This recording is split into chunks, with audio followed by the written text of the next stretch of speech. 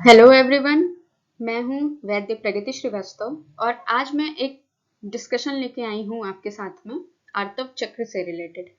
आर्तव चक्र जो कि एक फीमेल की हेल्थ का सबसे इम्पॉर्टेंट पॉइंट होता है, उसकी रिप्रोडक्टिव फेज का सबसे इम्पॉर्टेंट पॉइंट होता है, उसके बारे में बात करेंगे। और इस वीडियो में mainly Ayurvedic point of view से आर्तव चक्र का डिस्कशन मैं करने जा रही हूँ यहाँ पे। तो अगर हम बात करते हैं आर्तव की, तो आर्तव की निरुक्ति कैसे होती है, आर्तव जो वर्ड है वो कैसे बना है, उसके लिए अगर हम बोल देखें तो एक रेफरेंस मिलता है जिसमें जो ये कहता है कि ऋतो भवम आर्तवम, यानी कि हर एक ऋतु में होने के कारण इसे आर्तव कहते हैं। ये ऋतु यानी कि एक पर्टिकुलर टाइम पीरियड के बाद ये आता है, इसलिए इसे आर्तव कहते हैं। अरुण दत्त ने इस पे टीका करते हुए क्या बोला है, स्त्री नाम यद अपत्य मार्गात शुद्धम ईषद कृष्णम विगंधम च वायु प्रेरितम लोहितम प्रवर्तते तद आर्तवम उच्चतम। यानी कि स्त्रियों के अपत्य मार्ग से, अपत्य मार्ग किसको बोलेंगे, अपत्य का मतलब होता है संतान, संतान के लिए जो मार्ग है, यानी कि एक्सपल्जन ऑफ फीटस जिस मार्ग से हो रहा है, जो कि हमारा वेजाइनल रीजन होता है, तो स्त्रियों के अपत्य मार्ग से जो एक लोहित प्रवर्तते, यानी कि जो रक्त की प्रवृत्ति हो रही है, लोहित माने रक्त वर्ण के कारण इसको लोहित बोला है, स्त्रियों के अपत्य मार्ग से जो शुद्ध ईषत कृष्ण यानी कि ब्लैकिश डिस्कलरेशन के साथ गंध रहित जो रक्त की प्रवृत्ति हो रही है, उसे आर्तव बोला जाता है। और ये प्रवृत्ति होती कैसे है, वायु प्रेरितम, यानी कि ये वात के इन्फ्लुएंस में ये जो है एक्सपल्जन हो रहा है, इसलिए इसको आर्तव कहते हैं। अगर हम इसकी डेफिनेशन भी देखें, शॉर्ट डेफिनेशन की बात करें, तो आर्तव is produced in a rhythmic and cyclic manner from female genital organ. ठीक है, एंड मेंस्ट्रुएशन के लिए डेफिनेशन क्या दी जाती है, may be defined as periodic and cyclic shedding of progestational endometrium accompanied by loss of blood।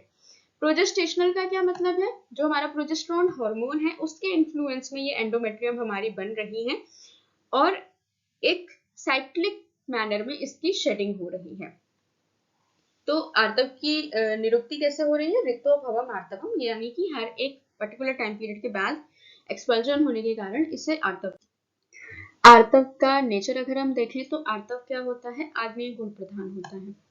ठीक है, और सुश्रुत ने क्या बोला है, रक्त लक्षणम आर्तवम गर्भ कृच्च, मतलब जो आर्तव है वो रक्त के लक्षण वाला है, इसलिए वो आग्नेय गुण का होता है और उसका मेन फंक्शन क्या है, गर्भ का निर्माण करना, यानी कि फॉर्मेशन ऑफ गर्भ आर्तव के फंक्शंस में आता है। ठीक है, और अगर हम अमाउंट की बात करें तो चत्वारो रजसा स्त्रियां, यानी कि 4 अंजलि जो प्रमाण है वो आर्तव का माना जाता है, 4 अंजलि प्रमाण। ठीक है, इसके बाद आता है जो हमारा एक इंपॉर्टेंट पॉइंट आता है, वो होता है शुद्ध आर्तव के लक्षण। नॉर्मल मेंसेस फ्लो हम किसको बोलेंगे, तो इसमें ये दोनों रेफरेंस बहुत इंपॉर्टेंट है, चरक का और सुश्रुत का। आचार्य चरक क्या बोलते हैं, मासात निष्पिच्छ दाह अर्ति पंचरात्र अनुबंधी चा नैव अति बहु न अत्यल्पम आर्तवम शुद्धम आदिशेत, यानी कि मासात यानी कि हर एक मास के बाद आएगा, निष्पिच्छ पिछलता नहीं होगी उसमें, और दाह यानी कि दाह भी नहीं होगी, कोई जो है हीटिंग कंप्लेंट नहीं होगी, और अर्ति यानी कि वेदना भी नहीं होगी। तो हर एक मास के बाद आएगा, पिछलता दाह और वेदना के बिना होगा, और ड्यूरेशन कितना बताया चरक ने, पंचरात्र अनुबंधी, यानी कि 5 रात्रि का जो मेंस्ट्रुएशन फ्लो है वो होगा, ना ही बहुत अधिक होगा अमाउंट में, ना ही बहुत कम होगा अमाउंट में, तो उसे हम शुद्ध आर्तव कहेंगे। और उसके कलर के कलर को जो है डिफाइन करने के लिए चरक ने बोला है कि गुंजाफल सवर्णम च पद्मालक्तक सन्निभम इंद्रगोप शंकाशम आर्तवम शुद्धम आदिशेत, यानी कि जो उसका कलर होगा वो जो गुंजा का फल होता है उसके समान हो सकता है, या पद्मालक्तक यानी कि जो आलक्तक जो आलता होता है उसके समान हो सकता है, या इंद्रगोप के समान उसका वर्ण आर्तव का हो सकता है। ये कैरेक्टरिस्टिक्स के साथ अगर हमारा मेंस्ट्रुएशन फ्लो हो रहा है तो हम उसे शुद्ध आर्तव बोलेंगे। आचार्य सुश्रुत ने क्या क्या जो है डेफिनेशन में बताया है, उन्होंने बोला है सशास्त्रक प्रतिमम यत् तु यद्वा लाक्षा रसोपमम तद आर्तवम प्रशंसन्ति यद वासो न विरंजयेत। यानी कि जो उसका कलर है, कलर के लिए सुश्रुत ने बोला है कि जो शशक यानी कि जो रैबिट है, रैबिट के ब्लड के समान जो है इसका कलर होगा, वो रेडिश कलर होगा, और या फिर जो लाक्षा का रस होता है उसके समान होगा, और वो आर्तव शुद्ध माना जाएगा जो कि वस्त्र है यानी कि जो कपड़ा है उसको गंदा ना करे, यानी कि वो अपना डिस्कलरेट ना करे, अपना डिस्कलरेशन ना करे जो हमारा कपड़ा है उसको, तो उसको जो है शुद्ध आर्तव मानेंगे। अब रज की उत्पत्ति, इसका फॉर्मेशन कैसे होता है, आर्तव को रज भी बोलते हैं, उसका फॉर्मेशन कैसे होता है, तो उसके लिए सारे आचार्यों का एक ही मत है, जैसे कि आचार्य चरक ने बोला है रसात स्तन्यम ततो रक्तम। रस आप सब जानते होंगे कि रस है हमारी जो पहली धातु होती है, 7 धातुओं में पहली धातु होती है रस धातु, उसकी 2 धातु होती हैं स्तन्य और आर्तव। तो ये जो रक्त टर्म यूज हुआ है ये उसी आर्तव के लिए यूज हुआ है। यहाँ पे ये कंफ्यूज नहीं होना है कि जो रक्त धातु है वो रस से बन रही है, वो तो उसका फॉर्मेशन तो अलग प्रोसेस से हो रहा है, बट जो आर्तव है वो उपधातु के फॉर्म में रस से बन रहा है। चक्रपाणी ने इसको क्लियर करने के लिए बोला है, उन्होंने बोला है रक्तम अपि रजः संयम प्रसादेव प्रसाद भाग जन्म, यानी रस से के प्रसाद भाग से जो रक्त बन रहा है वो रज संज्ञा लिए है।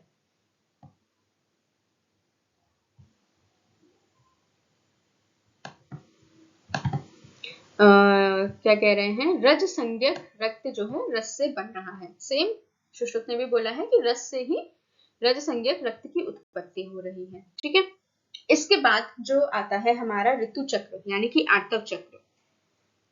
तो बेसिकली आर्तव चक्र है क्या, the entire period of 1 month in a female of reproductive age group, जो कि एक पूरा, जब हम कह रहे हैं कि जो आर्तव है वो एक मास के बाद आता है, एक पर्टिकुलर टाइम पीरियड के बाद आता है, तो वो जो पर्टिकुलर टाइम पीरियड है उसको 3 फेजेस में डिवाइड कर देते हैं।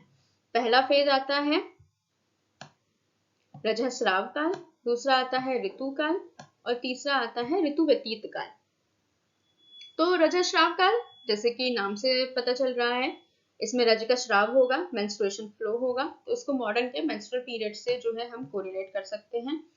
फिर आता है ऋतु काल, जिसको हम मॉडर्न के प्रोलिफरेटिव फेज से कोरिलेट करते हैं, और ऋतु व्यतीत काल जिसको कि हम सिक्रेटरी फेज से कोरिलेट कर सकते हैं। अब डिटेल में अगर हम इनकी बात करें तो रजस्राव काल जैसे कि नाम ही बता रहा है, इसमें रज का श्राव होगा।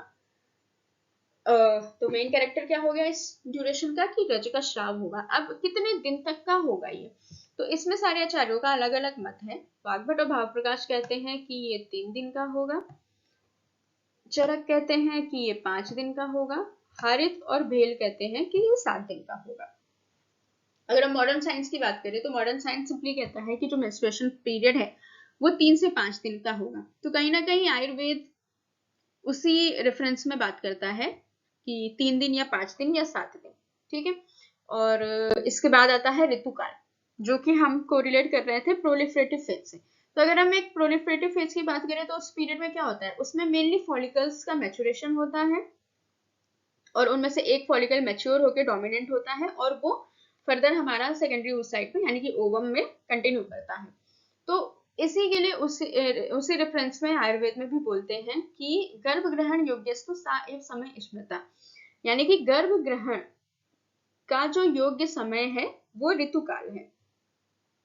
और इंदु ने एक टीका दी है ऋतुष्य निषिक्तस्य बीजस्य फल प्रसव अनुकूल काला, यानी कि जो ये ऋतु काल है इसमें बीज जो निषिक्त होता है यानी कि जो बीज फॉर्म होता है, मैच्योर होता है, वही फर्दर कंटिन्यू होता है ओवम के फॉर्म में and it further leads into fertilisation. अब अगर इसके ड्यूरेशन की बात करें तो इसका ड्यूरेशन मेनली मोस्टली आचार्यों ने 12 दिन का माना है। ठीक है, कहीं कहीं पे रेफरेंस मिलता है कि ये 16 दिन का भी होता है। तो उसको जो है रूल आउट करने के लिए आचार्य डलहर एक टीका देते हैं, वो कहते हैं कि द्वादश रात्रम इति षोडश दिनेषु मध्ये आद्यम दिनम त्रयम अंतिमम च षोडशम योनि संकोच दिनम ना गणनीय। अब ये श्लोक क्या कह रहा है, श्लोक कह रहा है द्वादश रात्रम इति, ठीक है, षोडश दिनेषु मतलब 16 दिनों में से आद्यम दिनम त्रयम अंतिमम च, आद्यम दिनम त्रयम यानी पहले के 3 दिन और अंतिम एक दिन, यानी टोटल कितने हो गए 4 दिन। अगर 16 में से ये 4 दिन हटा दे तो कितने बचे हमारे पास 12 दिन। तो इस तरीके से 12 दिन का हमारा जो ऋतुकाल है वो हुआ। अब ये जो 4 दिन हम हटा रहे हैं, क्यों हटा रहे हैं?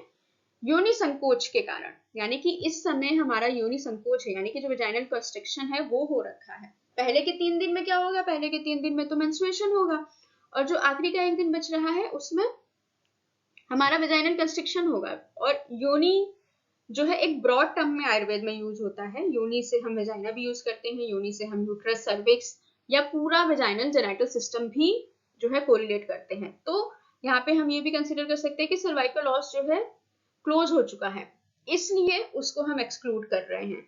तो इस तरीके से हमारा जो ऋतुकाल है वो 12 दिन का होता है। ठीक है, इसके बाद तीसरा फेज आता है ऋतु व्यतीत काल।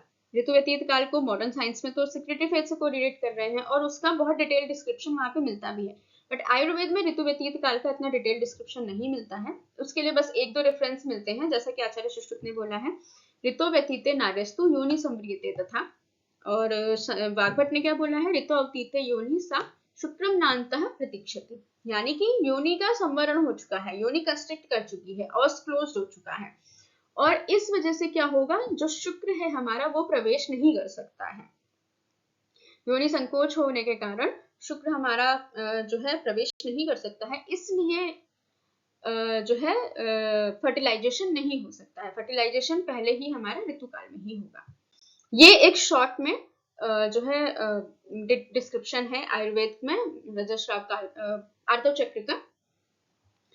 अब एक शॉर्ट में अगर मैं एक्सप्लेन करूं कि डोमिनेंट दोष, क्योंकि आयुर्वेद में दोषों के बिना कुछ होगा नहीं, तो आर्तव चक्र जो है हमारा उसमें भी दोषों का इन्फ्लुएंस है। और दोषों का इन्फ्लुएंस हम कैसे देख सकते हैं? जो रजस्राव काल हमारा, यानी कि जो मेंस्ट्रुएशन फ्लो है, वो आता है वात के इन्फ्लुएंस में। अगर आपको याद हो, आपने वात के 5 भेद पढ़े होंगे, जिसमें से एक है अपानवात, और अपानवात का एक कर्म आर्तव निष्क्रमण भी बताया जाता है। तो वात के डोमिनेंस में मेंस्ट्रुएशन फ्लो होगा। अगर कहीं भी मेंस्ट्रुएशन फ्लो डिस्टर्ब हो रहा है तो हमें वात शामक चिकित्सा या वात के शोधन की चिकित्सा करनी चाहिए। इसके बाद आता है हमारा ऋतुकाल। तो ऋतुकाल में डोमिनेंस माना जाता है कफ का। ऋतुकाल में देखिए तो मेनली क्या हो रहा है? फॉलिकल्स मैच्योर हो रहे हैं। फॉलिकल्स क्या है? मेनली एक सिस्टिक स्ट्रक्चर है। तो एक सिस्ट के फॉर्मेशन के लिए कफ की जरूरत है, क्योंकि वहां पे हमें घनता चाहिए, और घन गुण हमें कफ से मिलेगा, इसलिए ऋतुकाल में कफ का डोमिनेंस होता है। और जो ऋतु व्यतीत काल है उसमें पित्त का डोमिनेंस माना जाता है। यहाँ पे क्या हो रहा है कि एक तो ओव्यूलेशन होना है, ओव्यूलेशन के लिए हमें हीट चाहिए, क्योंकि सेलुलर वॉल जो है, सिस्टिक वॉल, सेलुलर वॉल जो है फॉलिकल की, उसका रप्चर होना है, उसके लिए आग्नेय गुण हमें चाहिए। तो वो आग्नेय गुण कहाँ से आएगा? वो पित्त से आएगा। तो इस तरीके से तीनों फेजेस में दोषों का डोमिनेंस है। रजस्राव काल में वात का, ऋतुकाल में कफ का, और ऋतु व्यतीत काल में पित्त का। तो ये एक शॉर्ट में मैंने आपको आयुर्वेद का आर्तव चक्र समझाने की कोशिश की है। आई होप आपको ये समझ में आएगा। तो इसी के साथ अभी इसको हम यहीं पे एंड करते हैं। Thank you very much and have a nice day.